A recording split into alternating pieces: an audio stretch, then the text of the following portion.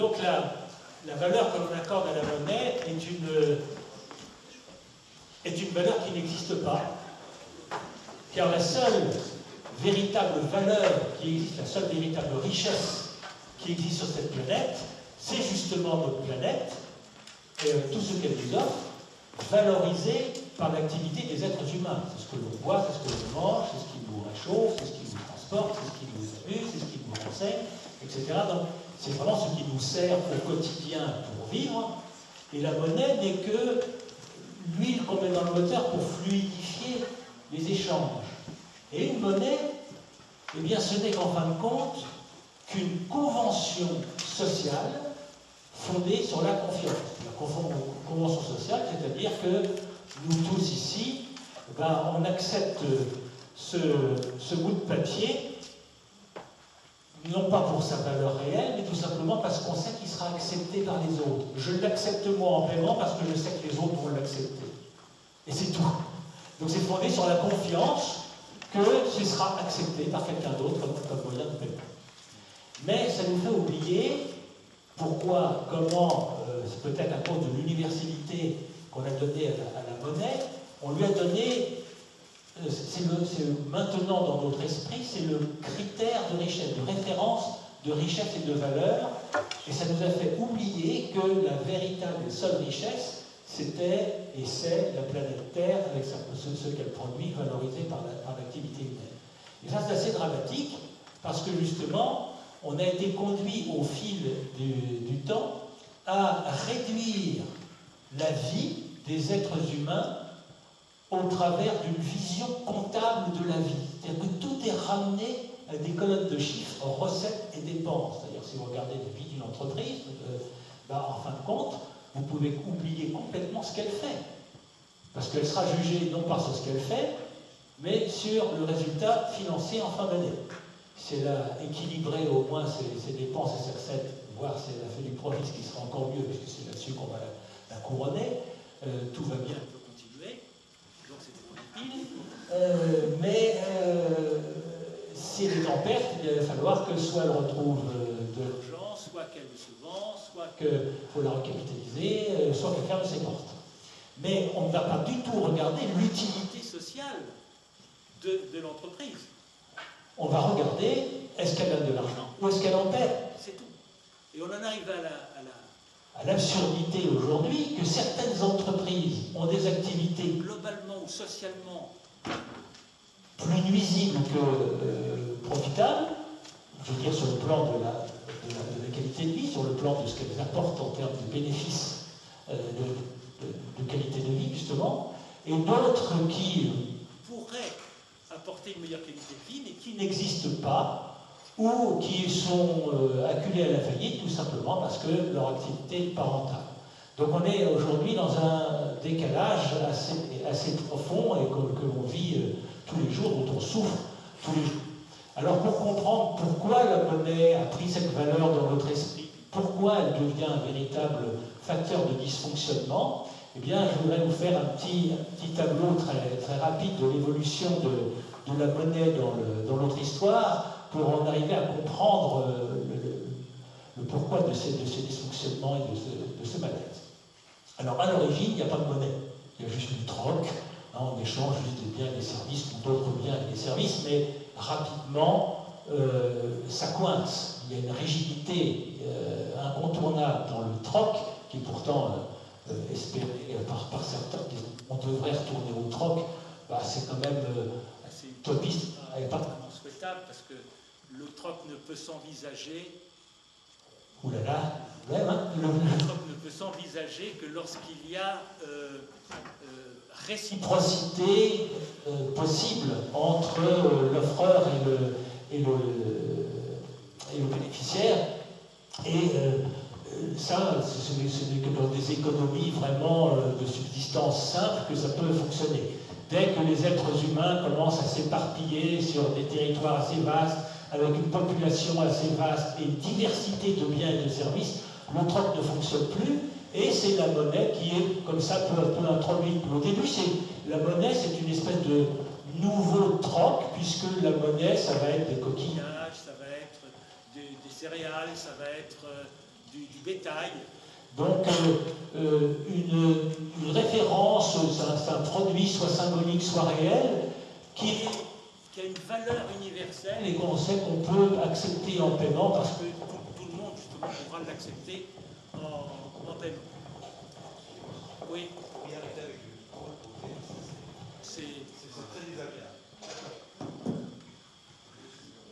Vous arriverez à m'entendre comme ça? Ça va aller. Je vais essayer de forcer un peu la voix.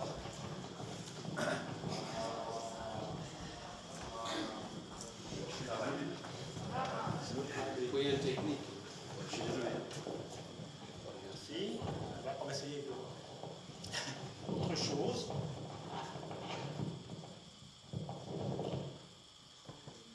Ok. Bon, on va voir si ça marche mieux. Bien. Alors voilà la monnaie troc améliorée qui démarre et qui va aller vers l'utilisation peu à peu des métaux. Pourquoi les métaux? Parce que c'est facilement divisible, facilement transportable, facilement stockable et c'est durable. Donc les monnaies vont s'orienter vers les métaux précieux. Donc on est toujours, malgré tout, dans une monnaie qui a elle-même toujours sa propre valeur. Puis ça nous amène ça en Occident au Moyen-Âge, et avec un premier principe qui est important, c'est le principe de la double monnaie. Et si je le mentionne, c'est parce qu'on est toujours dans ces principes aujourd'hui. Le principe de la double monnaie, c'est tout simplement le constat à cette époque du Moyen-Âge où les voyages sont quand même périlleux, puis se trimballer avec des bourses ou des coffres de pièces d'or et d'argent, c'est quand même pas des plus sécurisants. Et les orfèvres de l'époque, les premiers banquiers, ont cette idée géniale de proposer à ceux qui ont des affaires à faire, transporter de la monnaie d'or ou d'argent, de prendre chez eux le métal et de l'échanger contre des lettres de change qui deviendront transmissibles. Donc en fait, pourquoi ce principe de la double monnaie? Puisque ça dit en fait que la vraie monnaie, celle qui a de la valeur, c'est l'or et l'argent, mais que la lettre de change, qui elle n'a pas de valeur en soi, devient malgré tout un moyen de paiement par endo et par transmission, puisque le porteur de cette lettre de change sait qu'à tout moment, il peut aller la présenter à l'orfèvre ou à l'un de ses collègues pour en avoir le remboursement en or ou argent. Donc, principalement double monnaie, la vraie monnaie est stockée et protégée, et la monnaie qui n'est pas de la vraie monnaie, qui est en fait une promesse de paiement, de remboursement en vraie monnaie, elle circule et permet aux uns et aux autres de faire leurs affaires. Si je dis ça, c'est parce qu'aujourd'hui, nous sommes toujours dans ce même principe, ce qui n'est pas su d'ailleurs, mais je l'énonce parce que c'est important de le savoir. La seule et vraie monnaie, c'est l'équivalent de l'or autrefois, c'est ce qu'on appelle la monnaie centrale, la monnaie de base, donc la monnaie émise par la banque centrale, BCE dans la zone euro et donc nos banques centrales nationales. C'est seulement cette monnaie-là qui a cours légal, donc qui a valeur libératoire, et donc c'est ça la seule vraie monnaie qui a la véritable valeur dans notre société.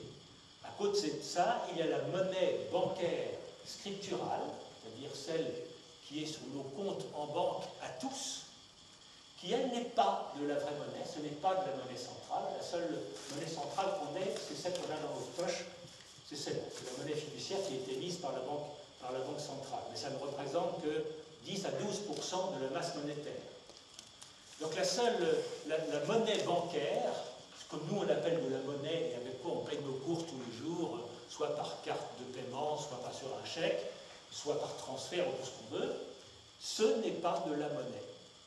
C'est une promesse de paiement en monnaie centrale. Quand vous recevez votre relevé bancaire à la fin du mois et si on vous dit vous avez 1000 € sur votre compte, pour vous, ces 1000 € vous pouvez aller dépenser et qui seront considérés comme 1000 € par votre garagiste, votre dentiste ou votre hôtelier. Bref, il va circuler dans la société et accepter comme si c'était de la monnaie. Et donc tout le monde parle de monnaie, tout le monde parle d'euros d'ailleurs. On a l'impression que ça, c'est la seule et même chose. En fait, ce n'est pas du tout la seule et même chose.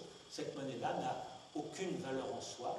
Ce n'est qu'une promesse de paiement en monnaie. Donc, notre relevé de compte, au lieu de nous dire vous avez 1000 euros, devrait plutôt nous dire moi, Banque Tartampion, je m'engage à vous verser 1000 euros en monnaie centrale le jour où vous me le demanderez, si vous me le demandez. C'est très différent. Parce qu'on arrive à une autre étape de l'évolution de la monnaie qui est appelée aujourd'hui, dans notre langage, un terme un peu barbare, le principe de la réserve fractionnaire. Alors ça veut dire quoi ce terme barbare? Ça veut dire tout simplement qu'arrivé à une certaine période, les banquiers se sont aperçus que ça marchait très bien, leur lettre de change, et que les gens l'utilisaient de plus en plus, au point qu'elle ne venait pas rechanger systématiquement ces promesses de paiement en or ou en argent. Donc ils avaient là de la monnaie, enfin de l'or et de l'argent qui étaient inutilisés, et ça leur a donné l'idée d'émettre du crédit, de faire du crédit, donc de donner, de remettre à des personnes, des commerçants ou des aristocrates, des princes et des rois qui étaient toujours fauchés par nature, de leur remettre des lettres de change, mais cette fois qui n'étaient plus gagées par l'équivalent en or ou en argent. L'emprunteur ne le savait pas. Il pouvait penser que c'était sur la caisse du banquier, que le banquier prêtait généreusement une partie de sa fortune.